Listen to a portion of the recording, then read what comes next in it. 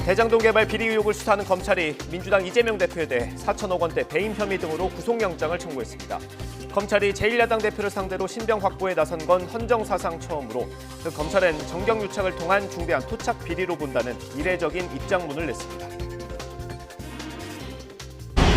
TV조선 재승인 심사 과정에 부당하게 개입한 혐의를 수사하는 검찰이 한상혁 방송통신위원장을 피의자로 입건했습니다. 검찰은 한 위원장 사무실과 자택 등을 압수수색해 관련 자료를 확보하고 있습니다. 국방부가 현 정부 들어 처음 발간한 국방백서에 북한 정권과 북한군은 우리의 적이라고 명시했습니다. 북한 체제를 적으로 다시 규정한 건 6년 만으로 힘에 의한 평화를 강조했습니다. 튀르키예 시리아 강진 사망자가 4만 1,000명을 넘어선 가운데 229시간 만에 기적 같은 생還소식도 이어지고 있습니다. 지진으로 병원까지 파괴되면서 생존자들이 치료를 제대로 받지 못해 심각한 2차 재난에 직면해 있습니다. 뉴스앤 이슈 2부 시작합니다. 대장동 위례 신도시 개발 비리 의혹을 수사하는 검찰이 더불어민주당 이재명 대표에 대한 구속영장을 청구했습니다. 서울중앙지검 반부패 수사 1부와 3부는 오늘 오전 이 대표를 배임과 이해충돌방지법 위반, 옛 부패방지법 위반, 특가법상 뇌물, 범죄수익은닉규제법 위반 혐의 등으로 사전 구속영장을 청구했습니다. 이 대표는 대장동 개발 과정에서 정진상 전 정무조정실장과 유동규 전 성남도시개발공사 본부장, 남욱 변호사, 화천대유 대주주 김만배 씨 등과 공모해 민간업자에게 특혜를 몰아주고 공사에 4,895억 원의 손해를 끼친 배임 혐의를 받습니다. 또 지난 2014년 8월 대장동 개발 사업 과정에서 알게 된 직무상 비밀을 이용해 민간업자에게 부당이득 7,886억 원을 몰아주게 하고 이보다 앞서 위례 신도시 사업 관련해서도 특혜를 주고 221억 원 상당의 이익을 챙겨준 혐의도 받고 있습니다. 검찰은 수원지검 성남지청에서 수사해온 성남FC 후원금 사건도 넘겨받아 특가법상 뇌물과 범죄수익은닉규제법 위반 혐의도 함께 적용했습니다. 검찰은 위례 대장동 비리와 관련해 이재명 더불어민주당 대표가 직접 보고받고 승인한 행위에 대해서조차 구체적인 진술을 회피했다고 지적했습니다.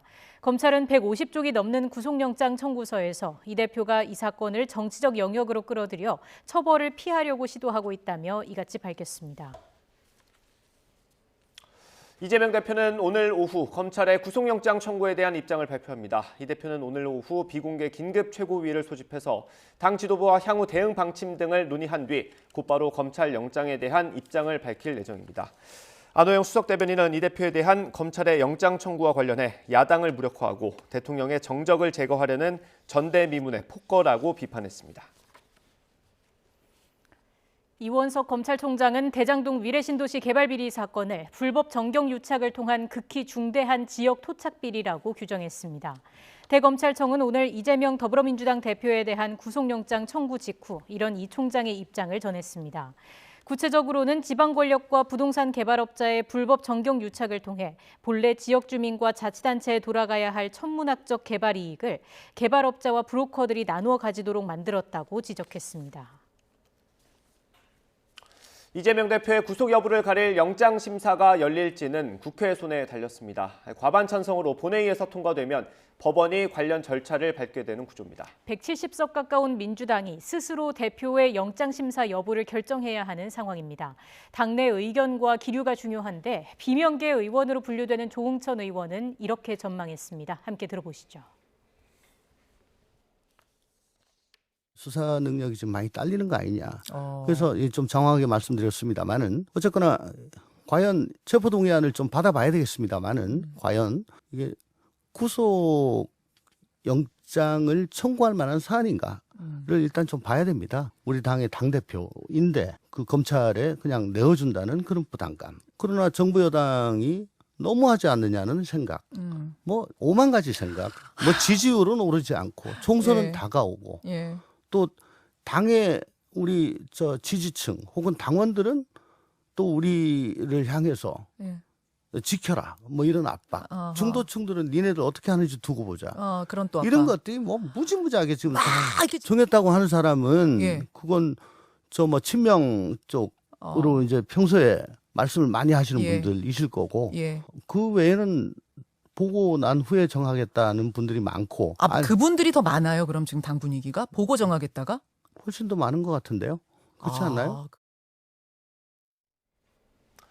체포동의안에 표결이 있을 때까지 당내에선 여러 얘기가 나올 수밖에 없어 보입니다. 일각에서는 스스로 영장심사에 나갔던 권성동 의원처럼 해야 한다는 목소리도 나옵니다. 이상민 의원의 인터뷰 들어보겠습니다. 당론으로 정한다고 한다는 건 이 체포동의안에 대한 그 표결은 비밀 무기명 투표입니다. 그렇기 때문에 성격이 안 맞죠. 어느 누구도 그 표결에 대해서 얘기해서도 안 되는 것이고, 이재명 대표가 이제 지난 대선 과정에서도 면책특권이나 그 불체포 특권에 대한 것이 국회의원의 특권이기 때문에 폐기해야 된다라는 입장이었지 않습니까? 그 일관성을 유지하려면 어쨌든 현행법상 그 체포동의안 가결 절차를 통해서 뭐 하기보다는 권성동 모델, 권성동 의원이 직접 나가서 영장심사를 받고 뭐 이랬던 것을 따르라.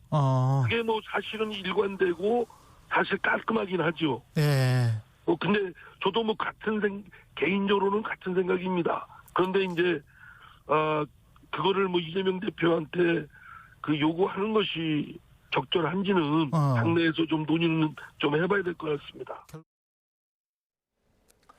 쌍방울 그룹의 대북 송금 의혹을 수사한 검찰이 이화영 전 경기도 평화부지사를 상대로 한 첫 조사에서부터 곧장 대질신문을 진행했습니다. 수원지방검찰청은 어제 오전 10시쯤부터 11시간 정도 이 전 부지사를 외국환거래법 위반 혐의를 받는 피의자 신분으로 불러서 조사했습니다. 검찰은 지난 2019년 1월 중국 심양에서 이 전 부지사가 김성태 전 쌍방울 회장 등 쌍방울 관계자들과 북측 인사들과 동석한 사진 등을 제시하며 대북 송금 경위를 추궁했습니다.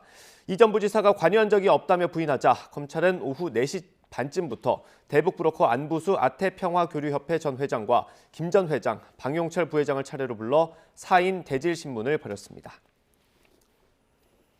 국방부가 현 정부 들어 처음 발간한 국방백서에 북한 정권과 북한군은 우리의 적이라고 명시했습니다. 북한 체제를 적으로 다시 규정한 건 6년 만입니다. 북한 위협에 대한 대응 방안도 상세히 기술하며 힘에 의한 평화를 강조했습니다. 한현희 기자의 보도입니다. 윤석열 정부는 처음으로 발간한 국방백서에서 북한 정권과 북한군은 우리의 적이라고 명시했습니다. 북한의 대남 전략과 우리를 적으로 규정한 사례, 지속적인 핵전력 고도화, 군사적 위협과 도발 등을 종합적으로 고려했다는 건데, 북한 체제를 적으로 규정하는 표현을 국방백서에 명시한 건 지난 2016년 이후 6년 만입니다. 문재인 정부 시기 발간된 국방백서는 북한은 적이란 표현 대신 대한민국의 주권과 국민 등을 위협하고 침해하는 세력을 우리의 적으로 간주한다는 포괄적 적 개념을 사용해왔습니다. 또 북한 김정은 국무위원장을 김정은으로만 표기하고 북미 정상회담 대신 미북 정상회담으로 순서를 바꾸는 등 북한에 대한 표현도 달라졌습니다. 특별부록에 9.19 군사합의의 이행과 성과를 담았던 2년 전과 달리 최근 반복된 북한의 9.19 군사합의 위반 행위를 일반 부록에 담은 것도 특징입니다. 개념 위주의 설명으로 반쪽에 불과했던 북한의 핵과 미사일 대응 체계에 대한 부분도 5쪽 분량으로 세세하게 담았고, 전략자산 전개 빈도 등 미국의 확장 억제 실행력 강화도 4쪽에 걸쳐 상세하게 기술했습니다. 북한의 군사 능력에 대해서는 화성 17형과 극초음속 미사일 등 새롭게 선보인 미사일을 반영했고, 북한이 최근까지도 핵 재처리를 통해 플루토늄을 20kg가량 늘려 70여 kg가량 보유한 것으로 평가했습니다. 이어 2020 국방백서에 이웃국가로 표기했던 일본을 가치를 공유하는 가까운 이웃국가로 기술했는데, 최근 북한의 도발 등에 맞서는 한미일 군사협력 상황 등을 고려해 격을 높인 것으로 풀이됩니다. YTN 한현입니다. 한미 양국이 윤석열 대통령의 국빈 방미 문제를 조율 중인 것으로 알려진 가운데 백악관이 올봄 윤 대통령의 국빈 만찬을 준비 중이라는 외신 보도가 나왔습니다. 블룸버그 통신은 15일 관련 사안에 밝은 복수의 소식통을 인용해 윤 대통령의 방문과 국빈 만찬을 위한 준비가 진행되고 있다며 이같이 전했습니다. 방미 시점은 올해 4월 하순으로 계획된 상태지만 구체적인 시점은 아직 유동적이라고 덧붙였습니다. 대통령실은 한미 정상회담의 일정과 형식을 양국이 협의하고 있으며 아직 정해진 것은 없다고 밝혔습니다. 복수의 대통령실 고위 관계자는 YTN에 미국 조 바이든 대통령이 올봄 윤석열 대통령을 백악관 국빈 만찬에 초청했다는 미국 블룸버그 통신의 보도는 미국 행정부의 공식 입장이 아니라면서 이같이 말했습니다. 여권 일각에서 윤석열 대통령을 국민의힘 명예 당대표로 추대하는 내용이 거론되는 가운데 대통령실은 여당과 정부는 공동 운명체라고 언급했습니다. 대통령실 핵심 관계자는 YTN과의 통화에서 당정 일체나 당정 분리 같은 구조적인 문제를 떠나서 여당은 기본적으로 정부의 운명과 함께한다고 말했습니다. 당이 정부를 제대로 뒷받침하지 못하면 내년 총선에서 패하고 이는 국정 운영에도 결정적인 걸림돌이 되며 정부의 성패는 정권 재창출에도 큰 영향을 미칠 수밖에 없어서 공동 운명체라고 설명했습니다. 네, 국민의힘 전당대회 첫 번째 토론회가 있었습니다. 흥미로운 요소가 여럿 있었는데요. 후보들에게 선택하기 힘든 상황을 주고 하나를 선택하게 하는 이른바 밸런스 게임이 그 가운데 하나였습니다. 엄마가 좋냐 아빠가 좋냐 이런 걸 물어보는 건데 잠시 보겠습니다. 나경원 의원하고 만난 지가 좀 더 오래됐습니다. 17대 때 처음 만나서 장제원 의원은 그 후에 만났고요.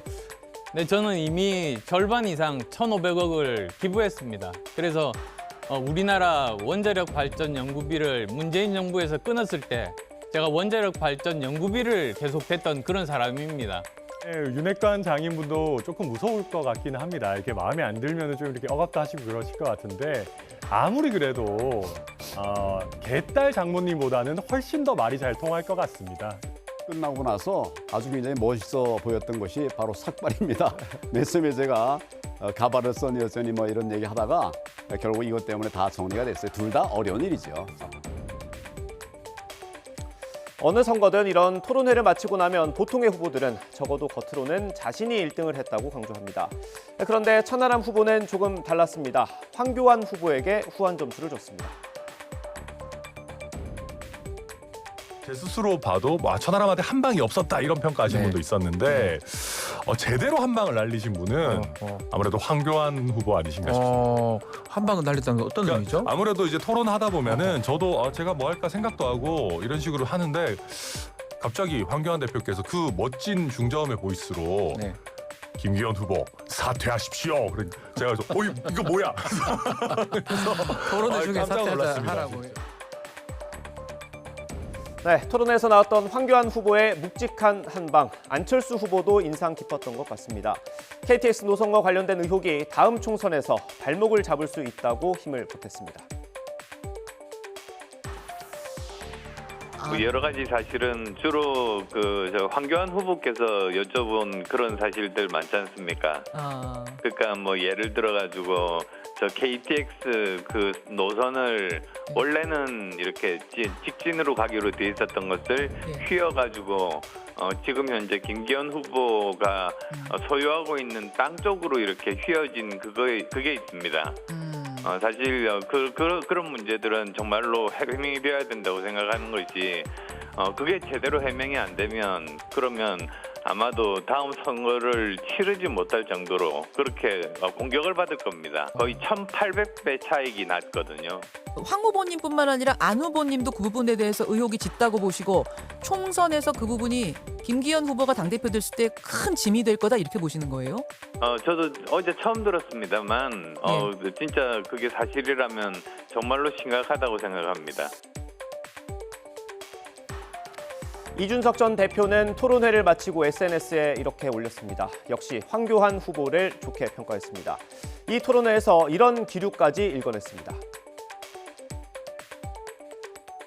어제 토론 보면 저도 참 재밌게 느껴가지고 어제 이제 제가 페이스북에 바로 올린 게 반농담조로 이제 역시 우리 총리님밖에 믿을 사람 없다. 왜냐면 황교안 후보가 저렇게 날 줄 몰랐습니다. 네.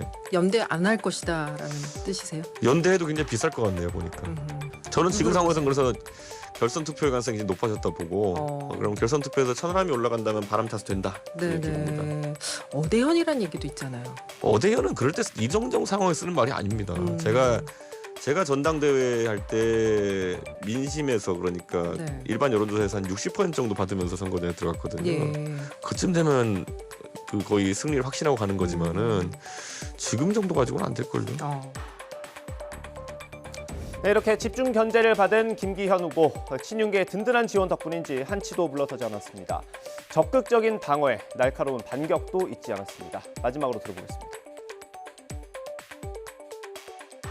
자신이 지지하는 후보들을 업고 다니고 있잖아요. 기대는 게 아니고 아예 업고 다니고 있더만요. 아니 그런 아바타들 내놓고 뭘 하겠다는 건지 모르겠는데 정의 하고 싶으면 내가 후보라고 나서서 하시고 뒤에서 그렇게 궁시렁궁시렁게 하세요. 참. 어제 토론에서 안철수 후보가 어떤 말을 했냐면 총선에서 승리하면 대표직을 사퇴하겠다고 했거든요. 이건 어떻게 평가하세요?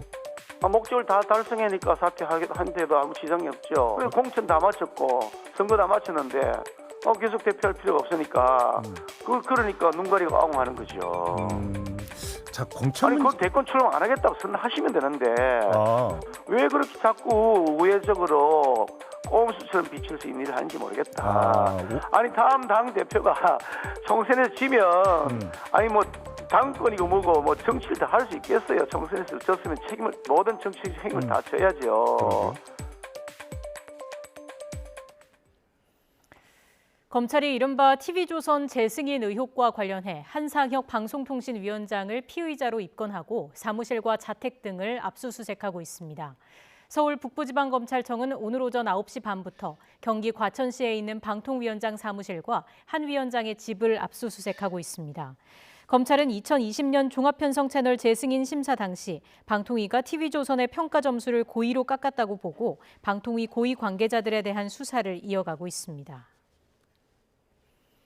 추경호 부총리가 근본적인 수출 구조 개선에 총력을 다해 무역 수지를 개선하겠다고 밝혔습니다. 추 부총리는 오늘 비상경제장관회의 겸 수출투자대책회의를 열고 최근 수출과 무역 수지 부진이 지속하고 있다며 이같이 말했습니다. 무역 적자 원인으로는 에너지와 반도체, 중국 등 3대 요인을 꼽았습니다.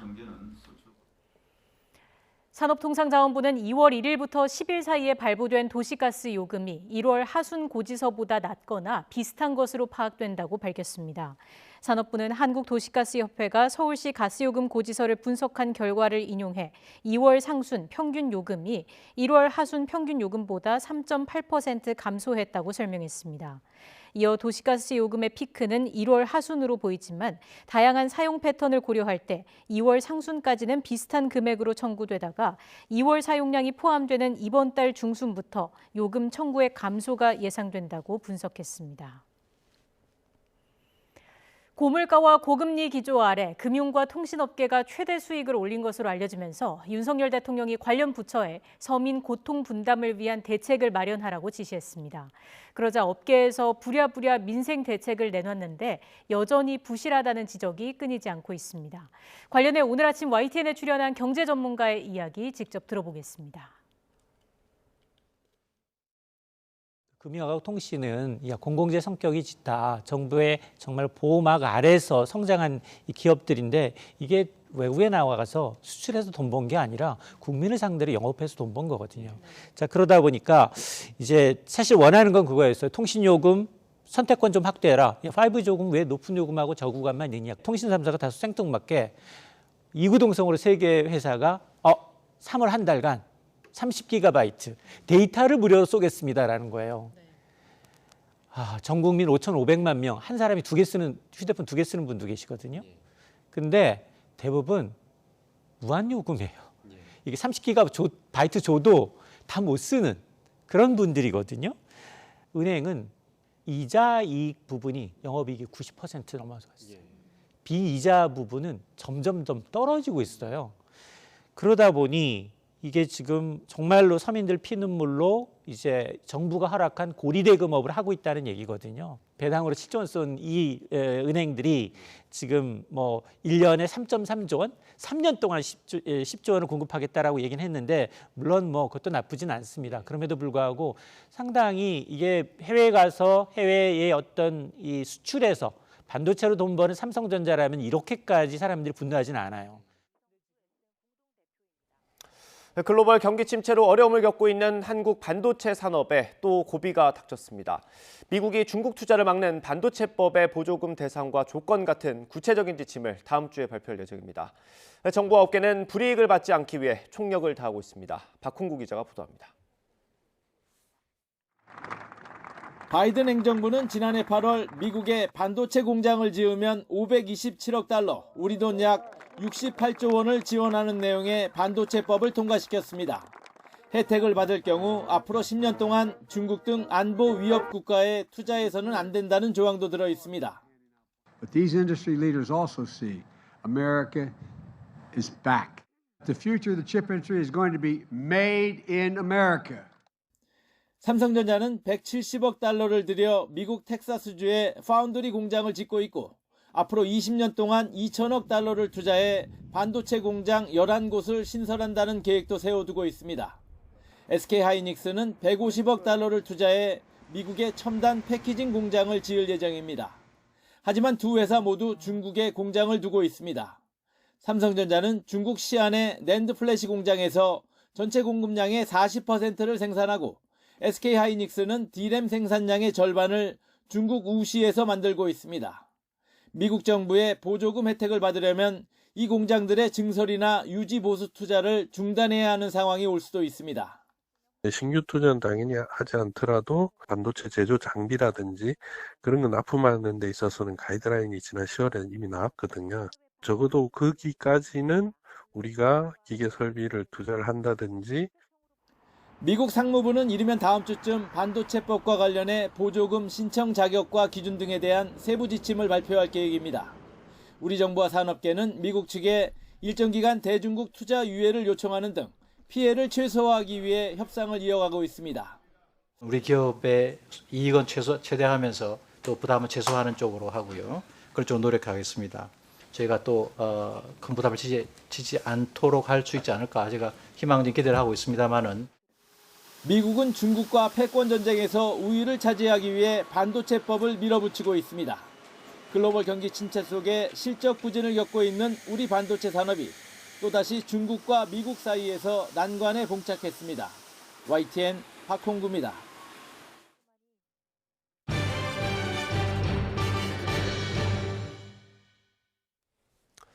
코로나19 확진자가 꾸준히 감소하면서 이제는 일상 회복 준비를 논의할 시기라는 전문가의 제언이 나왔습니다. 취재기자 연결해서 자세히 들어보겠습니다. 김연아 기자.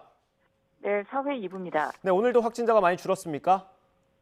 네, 오늘 코로나19 신규 확진자는 12,519명으로 전주 대비 다시 2,000여 명 감소했고 목요일 기준으로는 6월 30일 이후 최소치를 기록했습니다. 위중증 환자는 어제보다 11명 줄어든 217명, 사망자는 22명입니다. 중국발 단기 체류 입국자 가운데 확진자도 5명으로 국내외 상황 모두 안정적인 모습입니다. 이와 관련해 정기석 국가감염병 위기대응 자문위원장은 이제는 일상 회복 준비를 논의할 시기라고 밝혔습니다.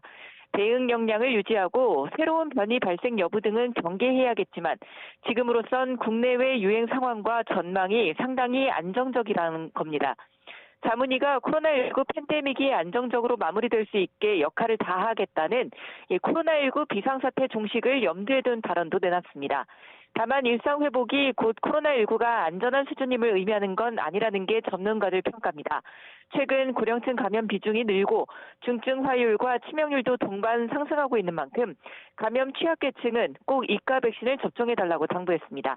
지금까지 사회 2부에서 YTN 김연아입니다. 세계보건기구 WHO가 현지 시각 15일 M두창에 대해 내려진 국제적 공중보건 비상사태 선언을 유지하기로 했습니다. WHO는 성명을 통해 테오드로스 아드하놈 거브레수스 사무총장이 M두창에 대한 비상사태 선언을 유지하자는 국제보건규약 긴급위원회의 의견에 동의했다고 밝혔습니다. 긴급위원회는 지난주 비공개 회의에서 M두창 유행이 전 세계적으로 감소하고 있다는 점을 인정하면서도 일부 지역에서 M두창 발병 사례가 계속 보고되고 있고 백신 접종 시 면역이 얼마나 지속하는지 등에 대한 연구 데이터가 부족한 국가들이 있다고 지적했습니다. SM의 현 경영진이 이수만 전 총괄의 역외 탈세 의혹을 제기했습니다. SM 현 경영진은 이 전 총괄이 SM의 황제로 군림하며 역외 탈세를 하고 자신의 부동산 욕심을 위해 특정 가사 내용을 강요하기도 했다고 주장했습니다. 취재기자 연결합니다. 차정윤 기자. 네, 문화생활과학부입니다. 네, 이번에 폭로한 경영진이 누굽니까? 네, 이수만 SM 전 총괄 프로듀서의 처조카이자 최근 SM 3.0이라는 새 전략을 발표한 이성수 SM 공동대표입니다. 이 대표는 오늘 오전 자신의 개인 유튜브 채널을 통해 30분 분량 정도 되는 영상을 올리면서 여론전에 가세했는데요. SM 대표 보이그룹인 NCT 127이 적힌 의상을 입고 등장한 이 대표. 우선 회사가 너는 사유화돼서는 안 된다며 우선 이수만 전 총괄의 역의 탈세 의혹을 제기했습니다. 이 대표는 이수만 전 총괄이 2019년 홍콩에 시티플래닝 리미티드라는 회사를 자본금 100만 달러로 설립했다면서 이 시티피는 이수만 100% 개인 회사로 해외판 라이크 기획이라고 말했습니다. 아울러 SM과 라이크 기획의 계약은 국세청으로부터 정당성을 제대로 인정받지 못해 결국 SM이 수십억, 수백억 원의 세금을 납부했다면서 해외를 거치는 CTP의 이상한 구조는 결국 한국 국세청의 감시망을 피하기 위한 것이라고 덧붙였습니다. 그러면서 이수만 전 총괄을 겪어본 사람들은 무섭고 두려울 수밖에 없다며 직접 녹취도 공개했는데요. 들어보시죠. 나하고 서 있어야 되는 거야. 이번 기회에 직원들한테 확실하게 보여줘야 되는 거야. 안 두더라도 그래야 뭐 좋은 데 간다. 그래야 내가 쓰고. 네, 아울러 이 대표는 최근 이전 총괄이 강조한 환경, ESG 경영을 표방한 메시지 이면에는 부동산 사업권과 관련한 욕망이 있다고 강조했습니다. 이수만 전 총괄이 나무 심기 사업을 통해 대마초를 합법화하고 카지노를 건설하려고 했다는 겁니다.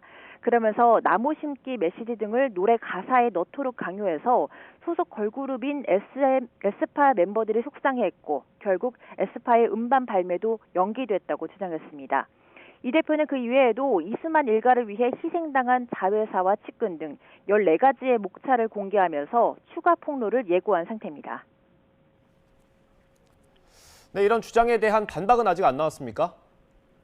네, 하이브와 이전 총괄 측의 반응은 아직까진 나오지 않았습니다. 다만 하이브도 새로운 이사진 진용과 지배구조 개선 방침을 발표하면서 다음 달 말에 열릴 주주총회 준비에 들어간 상태입니다. 하이브는 우선 사내이사 후보자로 이재상 하이브 아메리카 대표와 정진수 하이브 최고 법률 책임자, 이진화 하이브 경영기획실장을 포함해 3명을 제안했습니다. 이번 명단의 유력 인사로 언급됐던 당시역 의장이나 민혜진 어두어 대표의 이름은 빠졌는데요. 하이브는 SM 고유의 색채를 존중하고 지속적으로 발전시키겠다는 의지로 크리에이티브 분야의 이사 후보자는 추천하지 않았다고 설명했습니다. 사회 이사 후보자로는 강남규 법무법인 가온 대표 변호사와 홍순만 연세대 행정학과 교수, 임대웅 유엔환경계획금융이니셔티브 한국 대표를 올렸고요. 기타 비상무 이사 후보자로는 변호사 출신인 박병무 파트너스 대표 파트너를 추천했습니다. 하이브는 SM의 대표이사와 이사회 의장을 분리하는 등 지배구조 개선에도 나서겠다고 밝혔습니다. SM의 현 경영진은 아직 주주 제안을 제출하지는 않은 상태입니다.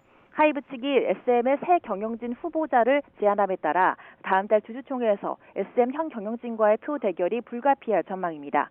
지금까지 문화부에서 전해드렸습니다.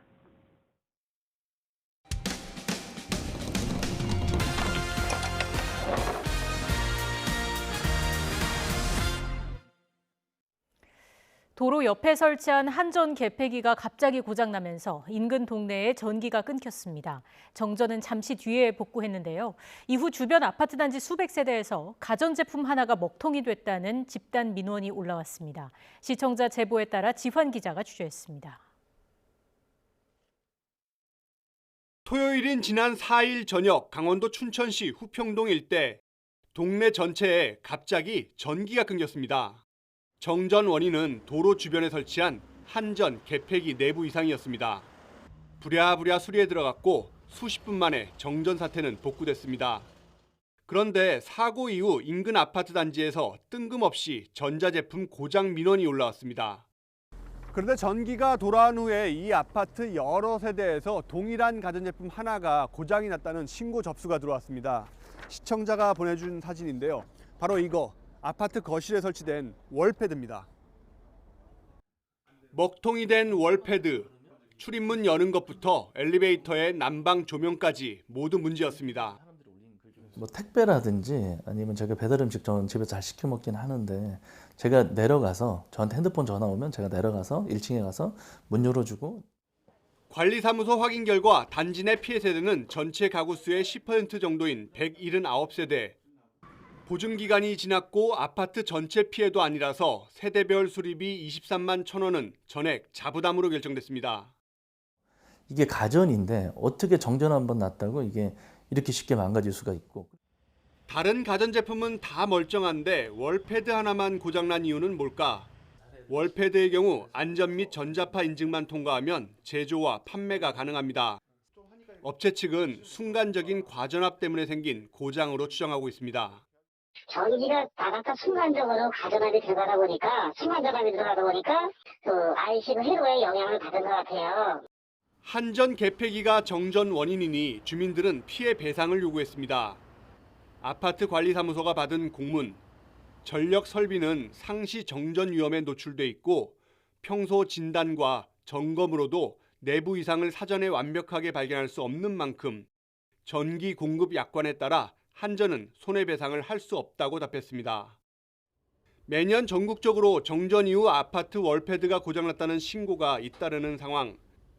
사실 월패드 고장이 정전 때문인지도 모른 채 수리한 사람은 더 많습니다. 제품 품질이 문제인지, 정부 인증이 문제인지, 아니면 한전 전기 공급 약관이 문제인지. 갑작스러운 정전 이후 발생한 세대별 23만 원 수리비에 주민들은 분통을 터뜨리고 있습니다. YTN 지환입니다. 아이돌봄 서비스의 질을 높이기 위해 이르면 내년부터 민간기관 등록제와 돌봄 인력 국가 자격제도가 도입됩니다. 여성가족부는 돌봄 인력의 전문성을 높이기 위해 아이돌봄이 양성체계를 개편하고 교육 대상의 민간까지 포함해 국가 자격제를 도입하는 내용의 아이돌봄 서비스 고도화 방안을 발표했습니다. 현재 아이돌봄 서비스를 제공하는 직업소개소 등에 대해 시설과 인력, 서비스 등의 기준을 마련하고 법률을 개정해서 내년부터 등록제를 도입한다는 계획입니다. 또 아이돌봄 양성 교육을 이수하고 범죄 경력과 건강 등의 결격 사유를 확인한 뒤 자격증을 발급하고 공공은 물론 민간에 대한 돌봄 인력 데이터베이스도 구축하기로 했습니다. 대한항공 마일리지 개편안에 대해 원희룡 국토교통부 장관이 대한항공이 역대급 실적을 내고도 고객은 뒷전인 것 같다고 밝혔습니다. 원 장관은 오늘 페이스북에 올린 글에 고객들이 애써 쌓은 마일리지의 가치를 대폭 삭감하겠다는 것이라면서 이같이 썼습니다. 또 국민에게 항공사 마일리지는 적립은 어렵고 쓸 곳은 없는 소위 빚 좋은 개살구라면서 코로나로 지난 3년간 쓸 엄두조차 못 냈다고 적었습니다.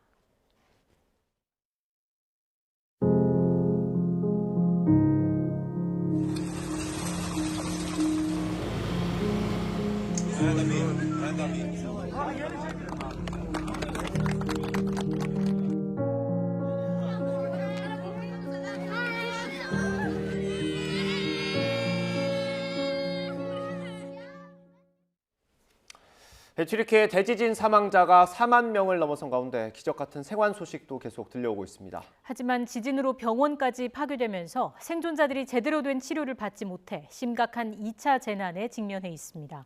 보도에 김선희 기자입니다. 구조대원들이 들것에 실린 생존자들을 황급히 실어 나릅니다. 지진 발생 228시간. 무려 9일하고도 12시간이 지나서 어머니와 자녀 2명이 구조됐습니다. 어머니는 구조된 직후 물을 요청했고 오늘이 며칠인지 묻기도 했습니다. 이들 가족은 대화가 가능할 정도로 건강 상태가 모두 양호한 것으로 알려졌습니다. 다른 지역에서는 1시간 뒤인 229시간 만에 13살 소년이 극적으로 구조됐습니다. 앞서 지진 발생 약 222시간에는 42살 여성이 구조되는 등 절망적인 상황 속에서도 기적의 생환이 이어지고 있습니다. Daha 10 tane ceset var. 10 tane harfiyatın içerisinde.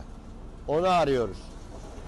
생존자들이 영하의 추위 속에서 제대로 먹지도 못하고 골든타임인 72시간을 3배 이상 넘길 수 있었던 요인은 무엇일까? 전문가들은 이런 놀라운 생환이 강인한 정신력에서 나왔을 것으로 보고 있습니다. But I do think there's probably a huge psychological component in the sense that you know, if people have hope and they believe that they will be rescued, and that determination probably does play a factor. 하지만 많은 지역에서 구조 활동이 중단되며 사망자는 빠르게 늘고 있습니다. 튀르키예와 시리아 양국 공식적인 사망자만 4만 명을 훌쩍 넘었습니다. 특히 지진으로 많은 병원이 무너지면서 생존자들 치료가 제대로 안 돼 심각한 2차 재난 상황이 벌어지고 있습니다. 트럭 안에 임시 진료소를 꾸리거나 텐트 안에서 환자를 돌보기도 하고 연락선이나 군함 위에서도 임시 병원 시설을 만들어 환자를 돌보고 있습니다. Ayakta hastalara pek hizmet veremiyor. Onun yerine böyle yerleri tercih ediyoruz. 세계보건기구 WHO는 지진 구호 수요가 엄청나게 늘어나 약 260만 명이 인도주의적 지원이 시급하다며 국제적 지원을 촉구했습니다. YTN 김선입니다. 대지진이 일어난 뒤 많은 국제기구와 구호단체가 현장을 찾았습니다. 전문가들은 오랜 전쟁을 겪은 시리아 북부 지역이 가장 심각한 피해를 보고 있다고 진단했습니다. 류재복 기자의 보도입니다. 공원에 마련된 임시 수용소에 머무는 75살 수비의 시벨로 할머니. 아파트 6층에 살던 할머니는 건물이 무너지기 직전 가까스로 몸을 피했습니다. 남편과 아들이 함께 목숨을 건졌지만 앞으로가 더 막막합니다.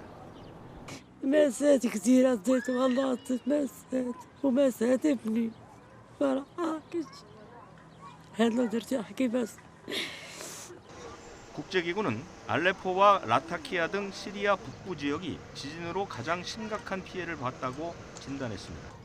식료품과 의료 침구뿐 아니라 기본적인 치료약마저 구하기 쉽지 않습니다. 특히 여성 14만 명 가운데 4만 명이 간호가 필요한 임신부입니다. 안전 트라우마 역시 시급한 치료가 필요합니다.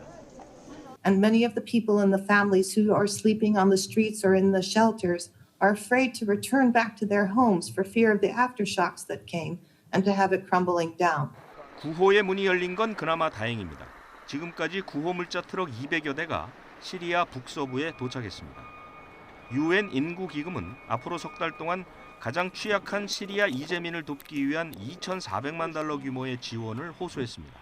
YTN 유재복입니다. 대지진 피해를 돕기 위해 우리나라에서도 도움의 손길이 이어지고 있습니다. 가장 필요한 건 역시나 방한용품인데 보내면 안 되는 물건도 있습니다. 어떤 것들이 있는지 김태원 기자가 정리했습니다. 날벼락처럼 찾아온 대지진으로 삶의 터전을 잃어버린 튀르키예 사람들. 이들에게 당장 필요한 건 이불과 침낭, 겨울옷과 신발 등 방한용품입니다. 당장 몸을 누일 곳도 없는 상황에서 최초 지진의 진앙이었던 가지안테프는 아침이면 영어권까지 떨어지는 겨울 날씨가 이어지고 있기 때문입니다. 특히 임시거처로 쓰일 겨울용 텐트는 30여만 개나 부족하다는 게 튀르키예 대사관과 자원봉사자들의 설명입니다. 이불이나 조금 따뜻한 것들을 조금 보내주셨으면 감사하고요. 텐트나 이런 것들 많이 지금 부족하고 있습니다. 또 보건 체계가 무너져 위생 문제도 심각해 청소용품이나 여성용 위생용품도 절실한 상황입니다. 아이들이 먹을 분유나 이유식부터 잘 썩지 않는 통조림이나 물도 큰 도움이 됩니다. 그러나 튀르키예인들은 대부분 이슬람교를 믿기 때문에 돼지고기가 들어간 음식은 먹을 수 없는데요. 이렇게 봉지에 한가득 담긴 통조림 햄이나 라면도 구호품으로 보내기엔 모두 부적절합니다. 보내주시는 분들이 좋은 마음으로 보내주시는데 잘 모르니까 저희가 여기서 다시 그쪽으로 보낼 수가 없어요.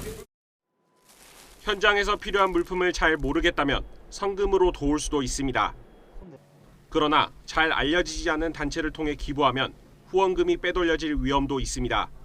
현지에서 수배하고 있는 테러 조직원이 한 단체를 운영하며 구호품과 성금을 모으고 있는데 현지로 전달될 가능성이 없다는 게 주한 튀르키예 대사관의 설명입니다. 한 2016년도에 테러 구테타 시도가 있지 않았습니까? 그 종교 단체에서 이 구테타를 시도한 걸로 지금 이미 다 공식적으로 알고 있는 상황이고, 때문에 주한 튀르키예 대사관 공식 모금 계좌나 대한적십자사와 같이 잘 알려진 기관을 통해 후원해달라고 당부했습니다. YTN 김태원입니다.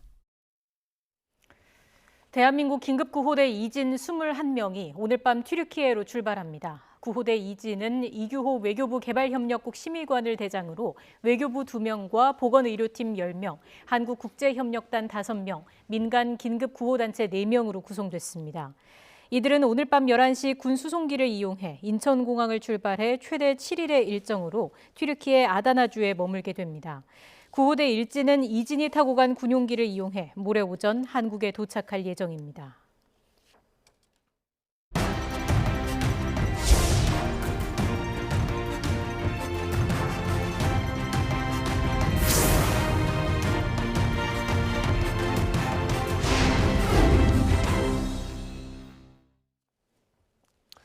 박진 외교부 장관이 독일에서 개최되는 미넨 안보회의에 참석하기 위해 출국했습니다.